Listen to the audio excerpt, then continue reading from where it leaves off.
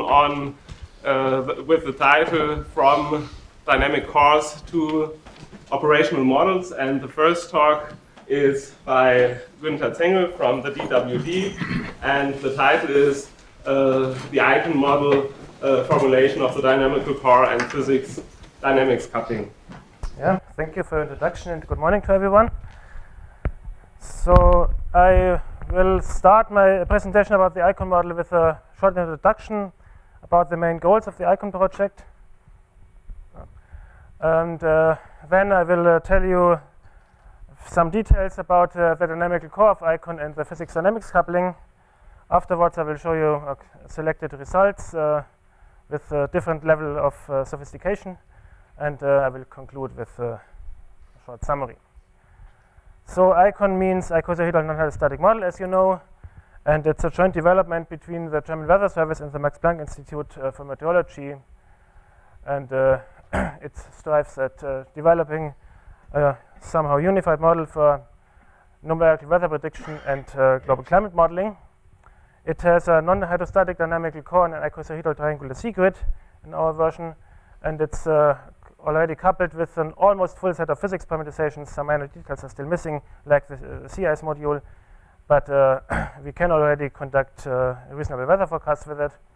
And one important feature is that it has a two-way nesting capability with an option for multiple nests per nesting level, vertical nesting, one-way nesting, and also it can be run in a limited area mode. I have to note in this context that the possibility to combine one-way and two-way nesting is one of our operational requirements, and that's one of the reasons why we have this relatively old-fashioned nesting approach in our model. But with a more modern mesh refinement, one can't just turn off the feedback, so we had to stay with this somewhat more conservative method. Our primary development goals are first better conservation properties. Our present global numerical weather forecasting model doesn't conserve anything, and we wanted to at least have mass conservation and consistent transport of tracers. We originally also wanted to have energy conservation. That's what Almut presented yesterday, but that didn't work on triangles, and so we now somehow have two versions. And for our operational use, this grid nesting is needed to replace, on the one hand, our present global model, GME, that is currently run at a mesh size of 20 kilometers, and our larger scale regional model, Cosmo EU, that has currently 7 kilometers, and what we want to use is a two-step nesting from 20 kilometers to 5 kilometers over the domain where the Cosmo EU is currently running. Of course, that requires that the model is designed in a way that it can run with reasonable results over a wide range of scales in space, and also this 5 kilometer nest requires definitely non-hydrostatic dynamical core. Of course, it's also important that it runs efficiently on future computer architectures. We are on a good way with that, but there's still some work to do, actually. And our colleagues at the Max Planck Institute are developing an ocean component of the Icon model using basically the same grid structures and operators. And it's also planned that the limited area mode of Icon is then going to replace the regional climate model, which is called REMO. And later in this decade, we are also aiming at participating in the seasonal prediction project EuroSIP, which is run at ECMWF. So coming to the non-hydrostatic equation system, for simplicity, the diabatic equations only, we have 4 independent prognostic variables, which is the normal normal velocity component, which is on the edges of the triangles, on the edge midpoints, then vertical wind speed, density, and virtual potential temperature. And as you can see, for the horizontal momentum equation, we applied the two-dimensional lamp transformation to split the nonlinear advection into the gradient of kinetic energy and this vorticity advection term, which in 3D reads rotation of rotation. And then the vertical advection is in advective form, and that's the pressure gradient term as usual. And the continuity equation and the thermodynamic equation are written in flux form, and that gives us the mass conservation basically for free. Some words on the numerical implementation. The time stepping scheme we are using is a 2-time level predictor corrector scheme with some optimizations for efficiency, which means that not all terms are really computed at both substeps. For example, the momentum advection terms, those and those, are computed only in the corrector step, and then for the subsequent predictor step, this tendency is retained. Oh, it doesn't work. And in the corrector step, we do then some averaging between the tendency of the preceding corrector step and the current corrector step to optimize numerical stability. Also, the Mura second-order upwind reconstruction for density and potential temperature that we are using in this horizontal advection part of the continuity equation, and the thermodynamic equation is evaluated only once, which is clear for a finite volume approach because that has to be combined with an Euler forward time stepping. And also the pressure, horizontal pressure gradient term is evaluated only once per time step with some Adams-Bashforth like extrapolation between time level n+1 to improve some stability properties. Then for vertical advection or vertical flux reconstruction, we currently use standard differences, which so far works reasonably well. And one, well, more or less dirty numerical detail is that we need to use a 5-point average velocity for computing the divergence in order to get it nearly second-order accurate. On an equilateral grid, it would be exactly second-order accurate, but on the spherical grid, we are slightly below second-order accuracy because the equation system one gets there is overdetermined, and one has 6 equations for 5 unknowns, and one has to do some compromise there. Then the time stepping scheme is fully explicit in the horizontal, but the vertical sound waves are treated implicitly. And in order to get a reasonably efficient system as a whole, tracer advection in fast physics are then computed at a larger time step, which is some kind of backdoor time splitting. So there's no time splitting inside the dynamical core, but the dynamical core makes several time steps for one advection in physics time step. And what we are normally using is either ratio 4 or 5. And then for numerical convenience, the thermodynamic equation is reformulated to an equation for Exner pressure. And this is because when reformulating that as an Exner pressure equation, we have a closed system for the implicit vertical solver for Exner pressure and vertical wind, and that's just easier to implement. And the numerical filter we have in our system is a 4th-order divergence damping, which is needed to control the remaining noise that remains from the divergence discretization. But it turned out that the 4th-order divergence averaging actually doesn't do any damage to the resolved scales because it's very scale selective. Then for tracer advection, we have a finite volume tracer advection scheme following Mura with either 2nd-order or 3rd-order accuracy in the horizontal, with an extension for CFL values slightly larger than 1. We are still working on getting that more efficient. And in the vertical, oops, that was the wrong one, sorry. In the vertical, we have a 2nd-order muscle or 3rd-order ppm scheme. Normally we use the 3rd-order one. And that has an extension to CFL values much larger than 1, because in the vertical the geometry is simple. Then one can just sum up the partial fluxes from several cells if the CFL number is too large, and we actually can easily get stability up to a CFL value of 5, which then corresponds to the time step ratio between dynamics and tracer advection. We have monotonous and positive definite flux limiters. And for efficiency, we have an option to turn off the advection of cloud and precipitation variables, and also moisture physics in the stratosphere, because our cloud microphysics scheme isn't made for polar stratospheric clouds anyway, so we can just neglect the whole moisture physics in the stratosphere without losing anything. And also for stability reasons, we then again apply a substepping on water vapor, that's UV, in the stratosphere, because the maximum wind speeds are much larger in the stratosphere than in the troposphere. And with this time-step ratio of 4 or 5 between dynamics and physics, we have a stable trace advection in the troposphere, but in the stratosphere only if you then again half the time step. And finally, some comments on physics dynamics coupling. As I mentioned, we have this time splitting between physics and dynamics. And due to that, for the fast physics processes, we are then conducting an incremental update. So operator splitting is another word for that. And the sequence we use is saturation adjustment, turbulence, cloud microphysics, again saturation adjustment, and then the coupling with the surface. That is being restructured because the surface coupling should move closer to the turbulence scheme, but that needs some rewrite. And then the slow physics processes, which is convection, cloud cover radiation, orographic blocking, and subcritical gravity waves.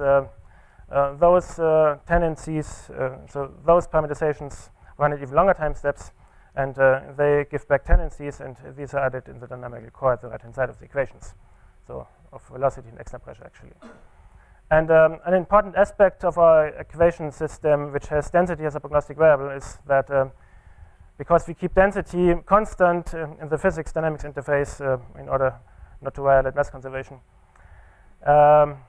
all diabatic heating rates related to phase changes and radiation then have to be treated at constant volume rather than at constant pressure, which is the standard in hydrostatic models.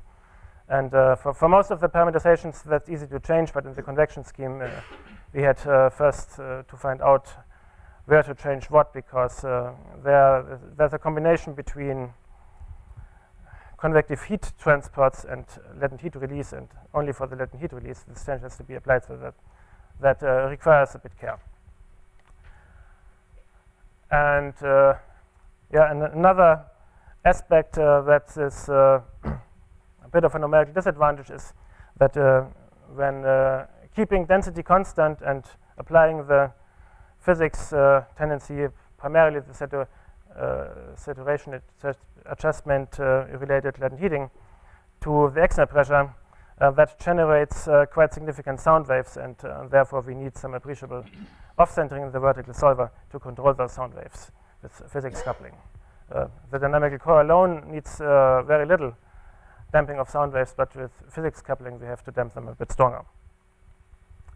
And one detail referring to numerical stability over steep slopes, I also want to mention here, I implemented a special discretization for the horizontal pressure gradient in addition to the conventional method with the gradient along the terrain following coordinate surface plus the metric correction term. And that actually computes the pressure gradient truly horizontally. So if this is a velocity point and the blue points are the adjacent mass points, then one pre-computes the model level containing the closest mass point, and then a second order Taylor expansion is used to reconstruct the external pressure at those respective points on both sides of the velocity points in order to compute the pressure gradient truly horizontally without a metric correction term that limits numerical stability to moderately steep slopes, and also in particular if one has a very small layer thickness near the surface, that's more or less severe limitation.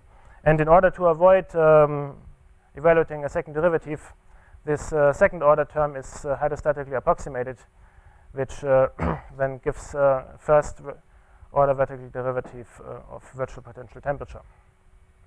And an even more important aspect is what to do near the surface when the truly horizontal interpolation would intersect the slope. So at that point, for example. And what is done here is to go a few layers up until the lowest layer where this horizontal gradient can actually be computed without intersecting the ground. And then vertical extrapolation is applied using the derivative of external pressure to z and x, which is then again transformed with the hydrostatic equation and leads a horizontal gradient of virtual potential temperature. And actually, that is numerically much more stable than interpolating a vertical gradient of something, because if you suppose you have a layer thickness of 10 or 20 meters near the surface and extrapolate that vertical gradient by 1,000 meters, that can't be numerically stable, and it isn't numerically stable. But when extrapolating a horizontal gradient instead, that works much better. So coming to some experiments and the results. The first one will be a highly idealized test with an isolated steep mountain. It's conducted with a limited area mode of the model with a mesh size of 300 meters. And it uses atmosphere at rest and constant wind speed setups in order to see how the model behaves in the atmosphere at rest and also in the non-hydrostatic gravity wave regime. Then the next one is the well-known Jablonowski-Williamson test, and that includes comparison with and without grid nesting. Then I have one slide of the tropical cyclone test, again with and without grid nesting, and finally some real case tests with interpolated vessel analysis data. So starting with the mountain in the resting atmosphere, for that's after 6 hours of simulation, and it's initialized with an isothermal atmosphere. The mountain is a circular Gaussian mountain with an e-folding width of 2 kilometers and with a height of 3 kilometers that corresponds to a maximum slope of a bit more than 50 degrees. With that, the lobe, you actually don't see any disturbance. When making the mountain a bit steeper, 71 degrees, you see some non-vanishing disturbances, but it's still not too unreasonable. Actually, most other models blow up within the first digit number of time steps for such steep slopes. And when imposing an ambient wind speed of 10 meters per second, we are in mostly a flow-around regime around the mountain, because the non-dimensional mountain height is something of the order of 10 in that case. And we see a little bit of wave generation above the peak, but mostly in the horizontal wind speed there's only very little disturbance, and there's a wake in the lee of the mountain. And making the wind a bit stronger, 25 meters per second, the flow gets strongly turbulent. You now also have some significant gravity wave excitation. And it would be interesting to have some reference results from other models for that. But the mesoscale models I have access to don't work with these steep mountains. They actually blow up instantaneously. But maybe Katzel models could serve as an independent reference for that, or this orthogonal terrain following coordinate transformation we heard about on Tuesday might also work. I don't know actually. Then somewhat more complicated topography is used here. That's a three-dimensional share mountain. It's locally two-dimensional in the center and then drops off to the sides, and the atmosphere is also a bit more complicated. It has a three-layer structure with rather weak stability the first 2 kilometers, then a very sharp inversion, and then again higher stability above the inversion. And actually we see some numerical artifacts right at the surface, because there's some vertical wind speed that shouldn't be there actually. But it's still not too bad, and given the fact that the maximum slope of the mountain is 70 degrees, it's actually quite satisfactory. And because this mountain is quasi two-dimensional, the lateral wave dispersion of the gravity waves is less, and you get some wave breaking near 11 kilometers here. So then the next test is the better known Jablonowski-Williamson test. You can see results for 160, 80, and 40 kilometers, and you see the typical effects of changing the resolution. At quasi resolution, this main low pressure system is somewhat too weak. It has a phase lag against the higher resolution results, and you get some additional disturbances at the trailing edge of this cyclone family. And between 80 and 40 kilometers, the changes become very gradual. That's also true for the vertical wind speed. Again, at 160 kilometers, you see additional upward and downward motions at the trailing edge. But from 80 to 40 kilometers, the differences become gradual. And the more interesting test here is a test with two-way nesting. The nest is here located in the region where the wave moves through between days 2 and day 4. And that's again the result after 10 days. And when comparing that with 160 and 80 kilometers, you can see that those additional disturbances appearing at the trailing edge are weaker with the two-way nesting. On the other hand, there is some slight additional disturbance visible here, which is related to the grid discontinuity and the related feedback, but it's very weak, and I would say that's tolerable for more realistic cases. Then, yeah, that's the tropical cyclone test, animation over 12 days, and on the right-hand side, it's with two-way nesting, but what's shown here is the global domain. And what you can see is that in both cases the evolution is very similar. And I was first a bit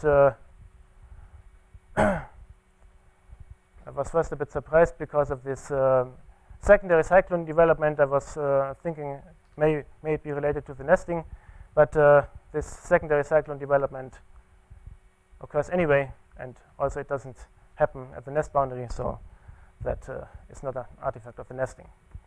Finally, some real case forecasts. That's just an arbitrarily chosen 7-day forecasts of mean sea level pressure for a day in January and June. And as time is running out, I will quickly go over that.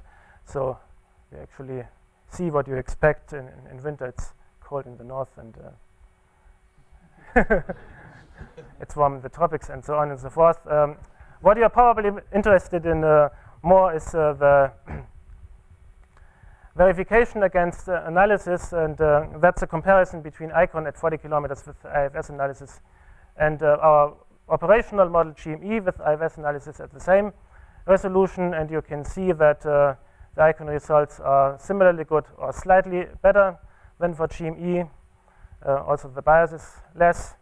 That's for June in the northern hemisphere. In the southern hemisphere, the differences are smaller, but the bias is again less. And for January, the results look like that in both hemispheres. And the nice thing with ICON is that it runs between a factor of 3 and 4 faster than GME. So actually, you get similar quality at less computing cost. So coming to the summary. So the dynamical core of ICON combines efficiency. As I said, it's significantly faster than our hydrostatic operational model, high numerical stability, and improved conservation properties. The two-way nesting induces very weak disturbances and supports also vertical nesting and a limited area mode. And the forecast quality, given the fact that we are only starting with systematic testing and optimization, is already quite satisfactory. And what we still have to do is couple that with our own data simulation. And finally, I want to advertise the 2 posters related to ICON. That's a bit late because we don't have poster session anymore, but anyway. And thank you for your attention. Other questions?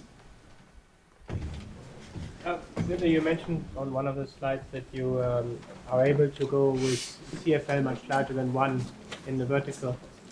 Trace advection, yes. Did you maintain fully conservative vibration? Yes, that maintains conservation. Daniel can confirm that. It's just summing up partial fluxes, so that doesn't violate the finite volume approach. So your mass variable is on a triangle, correct? Yes. So do you have to do anything special at the region of nesting? Do you have to increase dissipation or add an extra term or anything like that? Well, I need the lateral boundary interpolation, of course, for the nested domain, but there's only one or two grid rows of slightly increased momentum diffusion along the nest boundary, so that's actually not much added diffusion needed. Thanks. It's only very little. Further questions? Okay, then we move on to the next speaker, and let's thank Günther again.